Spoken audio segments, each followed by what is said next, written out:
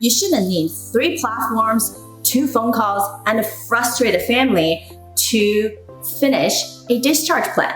What if clinicians, caregivers, and patients can all work in one platform across all care plan stages? In today's episode, we review a Slack-like tool that connects nearly 1,000 facilities to help us reimagine care coordination and predictable workflow. Welcome to Provider's Edge, the podcast that helps healthcare entrepreneurs and innovators break down barriers and control their business, life, and future with valuable action steps. With me, your host, Sabrina Runbeck, a recovered clinician and a business deal catalyst. Let's rewrite the rules and create a positive social impact while increasing your profitability. Before we dive into today's expert conversation, I want to pause for a moment and talk directly to the founders in the room, those especially who are preparing to raise funding or aim to land your next pivotal partnership this year. Your pitch isn't just a story, it's a strategy. If you're still guessing what investors or decision makers want to hear, you're already behind. That's exactly why we built Pitch Perfect Workshop. We don't just critique your pitch, we recreate and co-create it with you. In this free session, you'll walk away with a persuasive scorecard and a rewritten pitch that turns attention into action. Apply now at pulsepointpass.com/pitch-workshop. Now let's dive into today's conversation. We're back at the PointClickCare conference with Eugene, who has been a major mover in understanding and actually leveraging data the right way, especially when we talk about interoperability. What do you do with the data? And sometimes it seems like for some of us who are clinicians, we're like, well, it's out there and you sort through things. And definitely technology can help us to sort through those big data and then feel like that we actually have control over the data. We know what to do with the data and not just seems like it's in the cloud somewhere and someone will figure it out, right? Yeah. And then your admin people's like, but what does that mean? Can we predict things? Can we make better decisions? So it's such a critical point. It's not just in this long-term care space. It's really the entire infrastructure. It's interconnecting and not getting things lost in the process. So I would love for you to help us understand a little bit about even your background. How did you get into the field and why creating specific in the space of data analysis versus anything else that you might be interested in healthcare? Sure. Well, thank you very much for having me. I think just like a lot of technologists, and I've been in technology for a little over 30 years now in different industries, we're also human beings and quote unquote, sometimes patients who end up in the doctor's office. And when you fill in 33 forms and every time it's the same information, or you have to deal with, your own health or your family or, your loved ones, there's a constant, experience with that sort of disconnect of, what you want to achieve versus what you have to deal with on the administrative side. Plus, I have a lot of physician friends who we talk about sort of the burnout and sort of dealing with a lot of administrative weight. So that was kind of the inflection point, both on the sort of personal experience, but also looking at tackling what we believed at the time, I believed at the time and still exists, the fragmentation of information. I don't want to even call it data, but fragmentation of information in the healthcare environment. So, although I should not have been naively 6 years ago, we started this entity thinking that as technologists, we can come in and kind of save the day, only to find out that the reality is a lot more complicated, as a lot of people will tell you from the technology space. So that's kind of the story. The interoperability was kind of the term and terminology that everybody can attach to. Because it's, legally driven. It's something that the government is sort of pursuing through the ONC regulation. So we took that as our entry point into the space, saying, how do we help connect the dots, right? Although the strategy was always, how do we deal with data? Interoperability by itself is a good sort of overarching theme. But even here at PointClickCare's summit, there are workshops that try to explain why interoperability is much bigger than just integration. How does this impact care coordination? How does it help efficiencies? So that's kind of the quick summary introduction. Yeah. Now there are people who are in it and very involved in it. And despite how much we know about it, it seems it's still going to be confusing, right? At the end of the day, that's why you guys have been spending years trying to build this and help out. What are some of the case studies that you can share into the application side of what you guys have built? Sure. And just a quick comment on that. It's pretty much, our conversation, which we've found out, and we continue sort of exploring, the conversation with clinicians is never about integration. Right. It's through the lens and view of end user experience. What do you see? What do you expect to see? What is the outcome? Because nobody's really interested at the clinical side on the nuts and bolts. I say nobody, but pretty much the end user is focused on how do we help their better do their job. So the use cases, kind of our entry point, was integration of two large systems, one on the ambulatory specialty care, mostly Athena Health and PointClickCare. This is kind of where we cut our teeth, so to speak.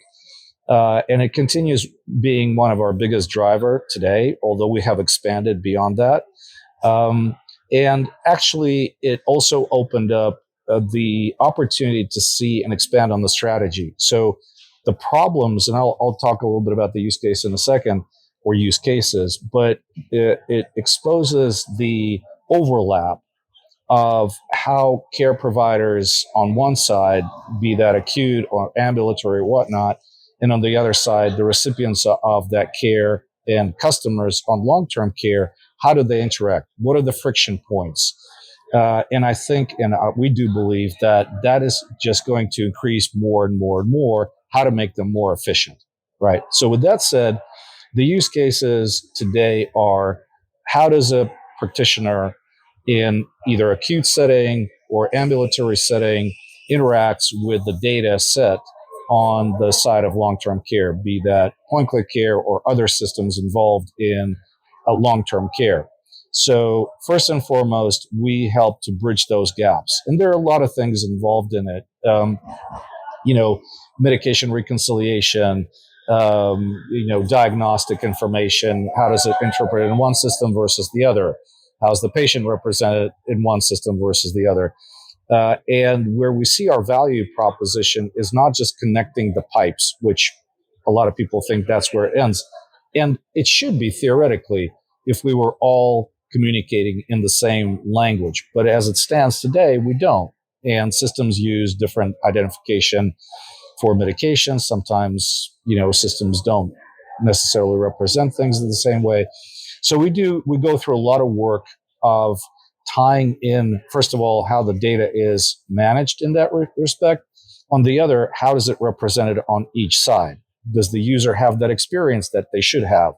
Should it be represented inside the EHR itself, or do you have to have something like a Smart on Fire add-on? Those are kind of the use cases if we are talking about user experience, and we can talk more about the data side. I'll explain a little bit more. Yeah, definitely. For us, it's more transitional care is so important with interoperability. Is that how everyone go into a different system, and then sometimes they don't register the name exactly the same way. Mm-hmm. And when you go from let's say urgent care to a hospital for admission to going back to your community physician doctor, mm-hmm. Are we all getting the same latest list of medication recon? Mm-hmm. Even though as clinicians, we always say, go see your primary care doctor, close the loop in the next 2 to 4 weeks. But how many people actually do that? And even they do show up, do they have the actual paperwork, the discharge summary, that they can just show it to that doctor if they're not on the same system already? And we also know there's so many EHR out there. Not everyone's on Cerner, Epic, or HCA have their own, right? So when you're going from different places, some of us travel across the country at international, where are you going to share those data when you have, what I always say is your left hand have no idea what the right hand's doing. Sure. So when you try to high five each other, you keep missing it and there's no sound. And that's the complication of the system in itself. Yeah. And some of the work can be in the smaller community. People start saying, what are the tools and integrations that we can already make these connections and make it so intuitive? There's not so much about even care plan, but it's just the simple way of there's an alert created because this person showed up somewhere else. And then this attached to a same identity that we have on our server, then we can sync that automatically, right? So I think end user, as you mentioned about, it's not so much about what we do as clinicians, it's more of how does a patient getting the right information that they're not confused when they go home, their family not confused. Oh, are you supposed to take your Lasix twice a day or once a day? Yeah. I think that it's a can of worms that has been always open there and will continue to be there. And it's a multi-dimensional problem. And I don't think we're going to resolve it like tomorrow. Yeah. That being said, I think that there are being steps made in the right direction right now from the perspective of interoperability. Although, I mean, I don't want to get on the soapbox and talk about the regulations shortcomings or not. It is a very difficult, complex problem. So, there have been HIEs, and we don't have to go into too much history, since the introduction of the legislation or introduction of EHRs, when ACA was implemented. But fundamentally, it's still a patchwork, right? That is continuously driven to be improved by a whole community. And I think that the vector is in the right direction. There are people that are genuinely interested in dealing with that issue. And there's some silver linings and light at the end of the tunnel. That being said, I think there's an opportunity, and this doesn't apply to all the demographic, especially for the aging population. It may be different, but we can talk about that. As consumers, patients need to start taking and have the opportunity, and there's an opportunity also for digital health providers to take responsibility for their own health. Like, for example, how often do we go into Epic's, My Chart and look at what the diagnostic information there is? And even when we how do we make sense out of it? Is there room for improvement there? And I believe that there is. I'll admit, don't, kill me for saying this. I take the information there, plug it into ChatGPT and say, hey, how's my health over here? I think we need to decrease your sugar levels and cholesterol, which should be expected, right? So, but jokes aside, I think there's an opportunity for a patient-centric applications that when you go to a physician's office, say, this is the first time I'm coming, they are not really connected. What happens when your left hand has no idea what your right hand is doing? In healthcare, it seems missed medication, repeated testing, and patients fell through the cracks. That's exactly the gap Eugene had his team at CYBX are closing. In today's conversation, we explored how they are transforming fragmented data into meaningful workflows, connecting clinicians across systems, empowering patients with clarity, and making sure that information finally flows to the people who need it most. Before we jump into the second half of today's conversation, let's take a quick pause to share something that could be perfect next step for some of you listening.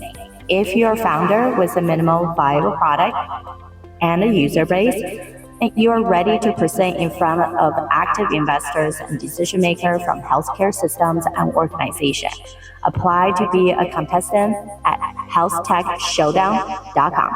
Just send us a short explanation under 200 words about your solution and why you want to pitch in front of these investors who already backing companies in your space and buyers who are actively searching for what you built.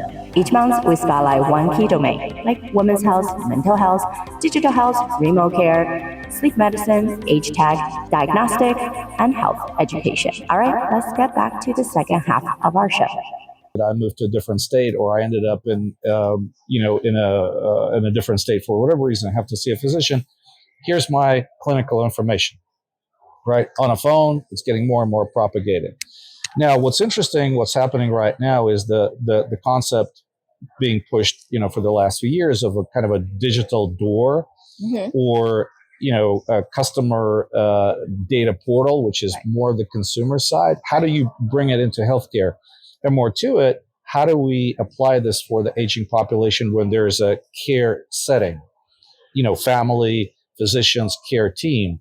And what we've observed, and I think there's what's happening in the market, the entities, the vendors on the CRM side, like Salesforce, like HubSpot, maybe others, are saying, we actually know how to build those ecosystems that are focused on the kind of the coordination of the needs and wants of an ecosystem versus an EHR that is more about clinical information, about kind of single patient to single physician type of role.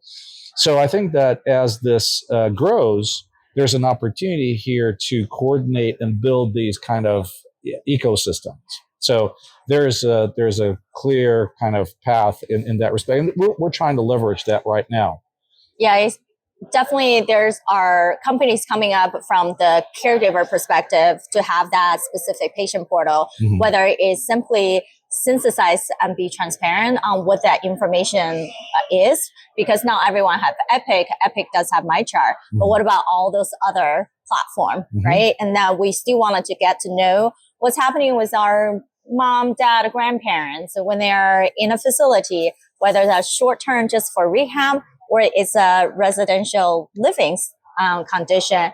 And then you also have people coming up with different ideas of, maybe we'll add on something else, right? Getting family involved. If they need to drive them to certain appointment, who's taking care of what, right? Yeah. And those are also create that interoperability of, if you don't even know what the appointment is linked to different physician offices, how are you going to take care of your grandpa that's needing ABC? Exactly. And if the trend continues as it's been sort of developed right now towards home care, it becomes even more relevant. I hate to bring kind of a tragic kind of story, but Gene Hackman and his spouse, right? I mean, give me a break, 10 days, not a sign, so, but those types of solutions of, care in place, notifications, and how to kind of have a digital environment around that are going to be above and beyond just RPM systems that are available today. So potentially convergence of what I just mentioned, the kind of the CRM type of a system with a kind of an RPM type of environment is an interesting spot to look at. Right, because as a AI marketing background, a lot of my connections. So one subset we say the best thing that we can get people to get buy-in is social capital. How do you build a community awareness that it comes back to you and become your champion and leverage those tools and relationship with the entire healthcare physician nurses? And those tools is not just beyond social media. What they can do is actually capture the data, the email list, the phone numbers within your own ecosystem. And then that's why we use CRM, whether it's Salesforce, Go High Level, these HIPAA compliant ones. Then you can create automations, community, depending on their condition of activity. They book appointment, they did this. You can actually assign points to it. Yeah. So you know the people's engagement level as well as how to cater those messaging. That's the community piece of CRM. And you don't lose people also if they're supposed to be onboarded, but there's a lack of time. We're going on vacation, call me back 2 weeks. Yeah. How do you remind yourself if you don't have that automated tracking, right? Yes. Otherwise, human labor is like too much for any of us. Yeah, there's clearly going to be a sort of development towards efficiencies to using more tooling and so on and so forth. At the same time, I'm going to riff a little bit on the data side, if I may. So all of this is great, right? So we can be creative, we can be, very sort of proactive and so on and so forth. I still think that, and we believe that the foundation is the core data, how it's managed, right? We're not going to break the silos completely ever, right? They're going to be in place. The question is, how do you manage that compartmentalization, in a way and fashion that gives you the data when necessary, bring it to the place that it's needed or stored without, breaking confidentiality rules, security, and so on and so forth. So I think, although I love the creative side of the business, I think there needs to be a lot of focus. I'm talking to some of the CIOs that are kind of saying, well, you're asking me to be creative, but at the same time, contain costs and actually kind of keep the house in order here on the data side. So those boring kind of things will have to be dealt with by either operators like us or others in the space to kind of navigate in that environment. Then we can start building sort of our creative and innovative parts on top. Right, because it's a collaborative work, right? We can do all this creative messaging, video, getting people get involved. But if you don't have a foundation of, we don't even know if they have 3 different accounts within the same system, then we need to fix that first before we start leveraging these additional tools, because you don't want to just start sending 3 different emails to the same people. They're going to feel so bombarded. Oh yeah. So that could be a great user case even for you to share, like currently, right? We say there's a lot of things that we can do, a lot of things that we wanted to help and fix. But currently, what would be a one user case, perhaps is with a facility or hospital, that you guys are able to build some of these foundational work? So right now it's in beta mode, I would say.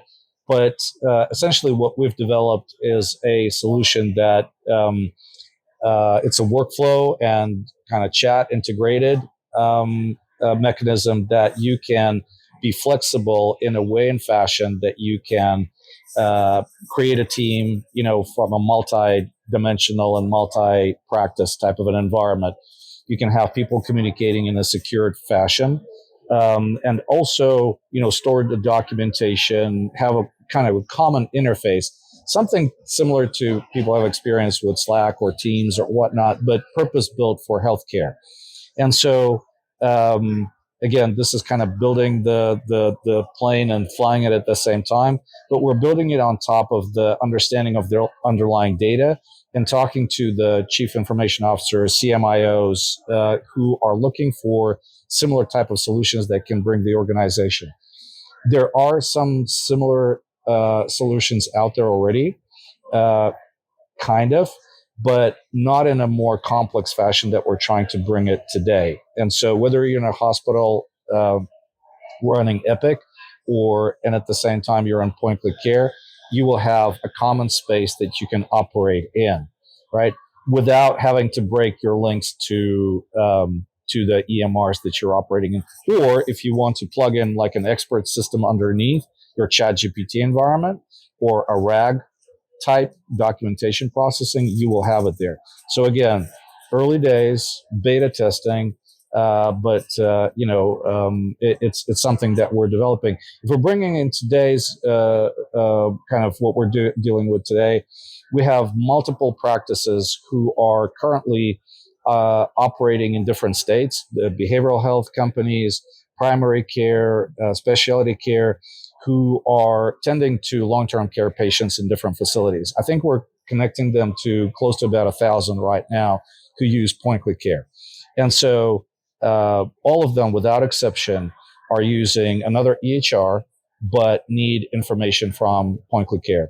And so whether we bring the data into the other EHR, build a bridge, or like an iframe, what I was talking about earlier, we almost tailor it purposely, although using the same data for the end user, how they see the medications, how they use progress notes, how do they send them back to PointClickCare. So that's our kind of use case today. That being said, the other growing area that similar type of customers existing in future are saying, how can I leverage the data for better scheduling? Can you give me an aggregation? Some say I would like to have like a data lake of some sort. Either I want to have it and run it, or can you help me operate it specifically for showing efficiency of the programs, or like I said, care coordination, and so on and so forth. So these are the two kind of growing areas. And then we can talk about AI, but I don't want to that can be kind of a separate subject. Yeah. So it seems like you're already connecting facilities to each other Yes. through PointClickCare, and you are the middle person to help with the communication of Correct. that, either building this hub of almost like your Chaba Slack, as you were saying, where everyone is connected to the different facility for this patient is on. So you can upload, share documents, have a communications, Yep. and having that closed loop, secured communication. Yes. And with that beta testing, are you implemented immediately with all facility, or there's a select ones that you're just testing? No, it's literally just testing right now. I don't want to get ahead of ourselves, but they're certainly let's just say stay in the news. It'll be coming. So. Yeah, awesome. And what would be helpful for you guys to speed that up? Is that more funding, more trusted partner to give you more data? Like, what does that look like? It's less about giving us data. It's more about tailoring the use cases to the specific needs. That's something of a conversation that we would like to have. Funding, without a doubt, we're happy to say, or painfully say, we've been bootstrapped, up until now. And so clearly that product will require some funding for sure. Right now, it's having an engagement conversation with both the practice side and the facility side.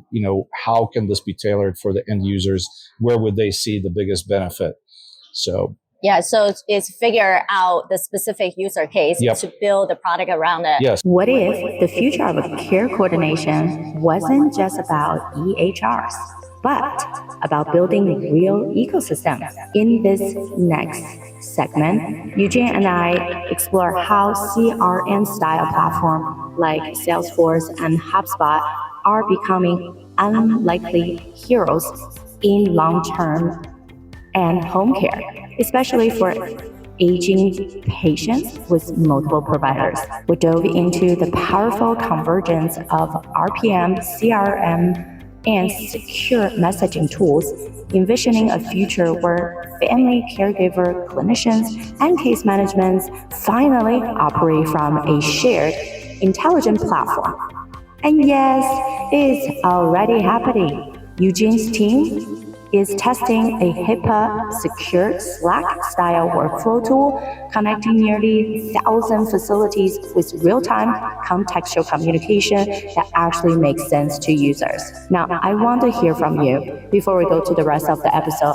Tell us in the comments below wherever you are listening, or post it on LinkedIn. Tag me, Sabrina Runbeck. RUNBECK. What's one data friction point in your care coordination that still hasn't been solved yet? Let's help you to find that solution. So then we can do a beta testing at set facility who wants this specific user case. Yeah. Then you expand from there. Yeah, and I don't want to, make it sound like we have a solution in search of a problem, because we see these problems. It's more of a refinement. Yeah. It's sitting down with the end user. We have like 2 or 3 use cases right now that we've implemented and showed, but expanding that and kind of navigating that would be perfect. One of the, if I may segue, one of the areas that we know that the organizations long-term space are looking at is, agentic AI or AI in general. How do we implement it? How does it help? So eventually they will have to deal with the what's called ML ops, or how to implement these types of solutions, and that's an area where the convergence is going to happen. May not be in 6 months, but in a year, as things are going to start rolling out, that's going to come to fruition. Perfect. Yeah. One of the conversation I've been hearing, even from the conference, talking to some of the system leader, is that sometimes because use laboratory, for example, because there's no synchronization between Epic and PointClickCare, the way that they wanted to see it, they have to send the patient's lab to a local facility that uses Epic, but because there's no integration, and they have to separately log in, trying to check that out, versus their own laboratory company doesn't get back to them for 2 to 3 days, right? So then they're using different systems, logging in different places, and then it's like, okay, where's that central point, which is one of the things that you guys are solving. Yes, and again, I'd like to put kind of the projector over here, but without a doubt, there are players out there that are trying to solve these types of problems, right? The uniqueness I believe we have is that we are kind of operating and hearing the stories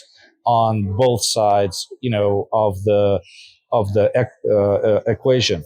So it's the provider side to long-term care and long-term care consumers, right? So we have that vantage point of understanding, okay, labs here, provider group over here, behavioral health needs this. How does it differ from primary care? Can we overlap the tooling? So I think that's where a lot of the leveraging and economies of scale help us out. Yeah. And as we wrap up, I like to ask a fun question. So I'm going to give you a magic wand. And then this magic wand grant you 3 wishes. You just cannot ask for more wishes. And then that will help with speeding up this process that you're building. What would you use the 3 wishes for? Oh boy, you're putting me on the spot here. It's almost a Dalai Lama question. So I think that's what would be, but seriously, it would be great to see a lot more breakthrough legislation that eases the pain in the, let's call it, the healthcare universe. Like, I don't want to hit 2 painful points, but like prior authorization, single payer identification, some of the things that would certainly eliminate a lot of issues that appear today. The other would probably be the understanding by the EHR ecosystem, vendor ecosystem, is that building the relationship, and I think PCC is kind of driving part of it today, and some of our other partners, is to see the partner ecosystem and access in a way and fashion that they are truly partners. Yeah. And so what are the rules of the game, right? What is the core for the, EHR vendor, and what needs to be done by the partners? How do you build that type of relationship ongoing? So I think that would be a magic wand type of a story. And third, I think what we talked about briefly is how do we make and educate the consumer space, and who will educate the consumer, how to be responsible for your own information, how to make it easier. I'm not the first one to say this. We take care more of our cars, enforced by, to take more responsibility for our cars than our own health. So how to build that, and it's a multi-dimensional education, psychology, and technology type story that if somebody takes on would be great. So yeah, I mean, that's my entire, I think, of how I build ecosystem. It's called, we have to build a multi-dimensional, we call it a 5-dimensional empower ecosystem. And to your point is that health, I think people do see that mind, body, soul, but no one connects the dots. And we're all doing something different. Oh, we know the physical health. So I have lab testing, I have this, I have treatment plan, we have surgery. And now we start shifting into this longevity, which is mental health, performance. How do we consider ourselves as someone who actually can do neural remodulation, can get supports, not necessarily just antidepressive or anxiety or whatever medication, Mm-hmm. where now you have psychedelics, right, to treat PTSD, to make the creative be even more artistic, right? Mm-hmm. And then you add on to the soul, the spiritual being of who we are. And I think purpose, well, we have one of the groups that I'm in and led is we start calling ourselves Zennovation, right? How do you create that type of the right tools of not burning out, but still understand your sense of self and to create what I call the next level of resilience building where you have space. You can be amazing leader, create these changes, but doesn't feel like you're only recognized by the creation that you had, the achievements behind you. And it doesn't feel like we are professionals' tendency of like, oh no, this thing didn't go the way. I don't even know what's happening, right? Because the core of who you are, the value you embody should mean a lot more. And that's how we really align project and performance. Instead of a lot of shiny object, there could be so many things. Oh, this sounds interesting. Let's have a 2-hour meetings about this. And then the rest of people is like, do we just talk about something else? Like we're adding this on now. What are we doing? Right. That's a fourth wish. If I would have one, is how to decrease the burnout and the pressure on the physicians right now. If we can take out 15, 20, 30% of their load, that would be a Zen benefit. Yeah, Zen benefit. Yeah. It's those integrations. So for us, a peak performance leader organization, you have to have that physical understanding of self, how you move, how you draw energy, how do you embody health when we're technically selling health, right? And then it's about as an emotional being, do you understand yourself, allow yourself to feel and able to pivot into the higher level function of what we call the sage brain. That's combination of neuroscience, cognitive behavior, and positive psychology. And then you go into this behavior round of, I'm like you're so training in the technical part. I'm not. And you probably have very good at strategic brain and then understand how the dots are connected versus other people are the big visionary. They can think in this very high round of what that could be, but they can't really plan that out from A to Z. They see A to Z, but they don't know the B to C to D. Hey, that's why we work as a team. Correct. And that's the amazing thing. And I think we just simply need to be more self-aware in those situations. And then to say there's the next layer of spiritual alignment of who we are embodying is a match. Instead of most people start hiring both your co-founder, executive, or even physicians, MAs, or the doer level of team, right? Admin level. It just, I have a job description. I need that body there. Like, let's just hire. And I had an earlier conversation with a HR tech team. Same thing is like, no, when we hire, we have to give them that 90-day projection of what this growth, adoption, onboarding feel like, and how do they see a career projection. There's more to just this one role. You'll need a separate podcast on that, how to operate in the difference in a startup environment and versus more kind of established, mature. But correct, because we know like the startup environment, the early growth phase, the people that take you from 8 to 10, not necessarily going to be to 10 to 20. And it's okay to swap them out because they're, again, it's that mission alignment. They are aligned in the mission of early stage. But once we start needing to really speed up and scale, that takes a different mindset, a skill set, and then perspective. Or you find places for them in the organization as it grows where they're sort of, their sort of knowledge and their character is more applicable. So we call it intrapreneurship, so. Yeah, it's that ecosystem we're building and we can be successful. And then the more dialogue we can have, it makes data and not just this, something out there, right? Like, I don't know what to do with this. So someone will pick up. It's that we can actually intentionally be more involved all the way around. Agreed. So we appreciate, and then we definitely love to support you as much as we can as this exciting phase of beta testing, seeing the user cases through PointClickCare, through other entities out there. And can't wait to see what's coming up next for you guys. How can people find you to have a deeper conversation? Go to our site, CYBX.io, CYBX.io. There's contact information there. There's easy info at CYBX.io. Goes to the marketing team, goes to me. We're open almost 24 hours a day, I hate to say. That's a startup leader life. Yeah, it is. It is. Today, we sat down with Eugene, CEO of CYBX, to unpack one of healthcare's most persistent failure, the disconnect system that leaves patients and providers scrambling. We talked about how to build solutions that go beyond integration and actually support how people work and heal. Whether you're managing care for thousands of patients across states or helping a patient family coordinate their grandma's medications. Here are the 6 key things we learned. Number 1, interoperability is broken and it's costing you. Eugene and I discussed how data fragmentation isn't just a tech problem, it's a care delivery problem. When systems don't talk, patient care stalls and founders lose leverage in scaling.